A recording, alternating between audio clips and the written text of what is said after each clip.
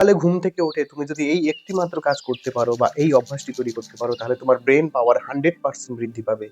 কি সেই একটি কাজ, কি সেই একটি অভ্যাস? সূর্যোদয়ের পূর্বে শয্যা ত্যাগ করতে হবে।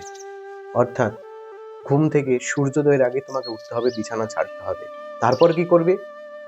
খোলা মাঠ বা তোমার বাড়ির ছাদে বা ব্যালকনিতে পূর্ব দিকে মুখ করে দাঁড়িয়ে সকালের ওই পরিবেশে 5 বার গভীর শ্বাস নেবে। কিভাবে?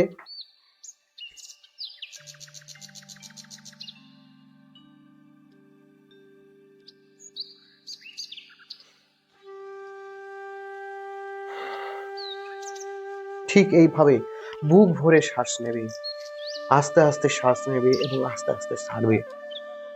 এবং 5 বার শ্বাস নেওয়ার পর তুমি তোমার ইষ্ট দেবতা বা তুমি সূর্য দেবতার প্রণাম করবে। তারপর তুমি ঘরে গিয়ে তোমার কাজ তুমি শুরু করে দেবে। অর্থাৎ তোমরা যদি পড়াশোনা করো, পড়াশোনা শুরু করে দেবে সকালবেলার রুটিন অনুযায়ী। তো এর পিছনে বিজ্ঞানসম্মত কারণ কি আছে? এর পিছনে বিজ্ঞানসম্মত কারণ হলো, তুমি যে এই ভোরবেলা উঠে